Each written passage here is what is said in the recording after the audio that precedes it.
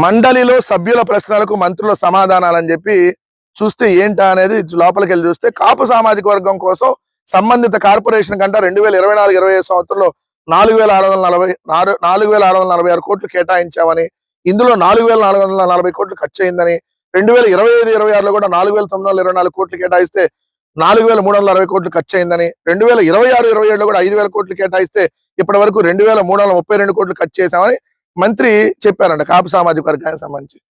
అంటే ఎక్కడ ఖర్చు చేశారు? ఇప్పుడు మీరు పెన్షన్లు ఇస్తే ఇది కూడా కాపు కార్పొరేషన్ నుంచి ఇచ్చినట్లు లెక్క, అంటే రెగ్యులర్ పెన్షన్లు.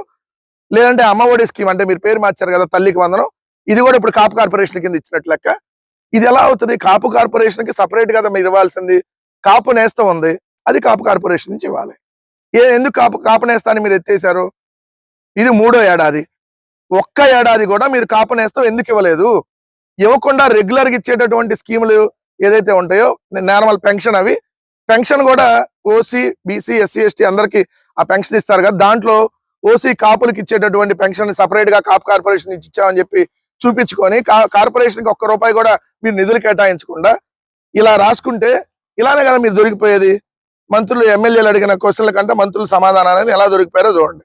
2, రాష్ట్రంలో పోలీసుల వేధింపులు, కస్టోడియల్ మరణాల ఘటనలు ఏమీ పెరగలేదని మంత్రి అనిత అన్నారంట.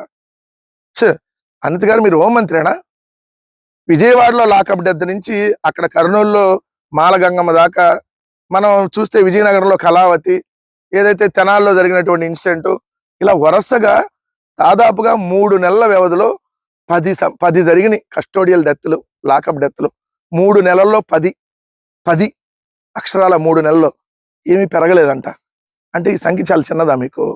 ఇన్ని జరుగుతూ ఉంటే, ఆల్మోస్ట్ ప్రతి వారం 10 రోజులకు ఒకటి ఇన్సిడెంట్ జరుగుతూ ఉంటే, ఏదైతే లాకప్ డెత్లు కానీ లేదంటే పోలీసుల వేధింపుల వల్ల ఆత్మహత్యలు చేసుకున్న సంఘటన కానీ ఎన్ని జరుగుతూ ఉంటే ఏం జరగలా పెరగలా అని చెప్పి నార్మల్ గా మీరు తీసి పారేస్తున్నారంటే ఇంక మీరు ఈ ప్రభుత్వాన్ని ఏం నడుపుతున్నారు? అసలు ఈ ప్రభుత్వం పోతే తప్ప ఈ రాష్ట్రానికి పట్టినటువంటి శాశ్వత పీడ విరగదవదనేది వాస్తవం.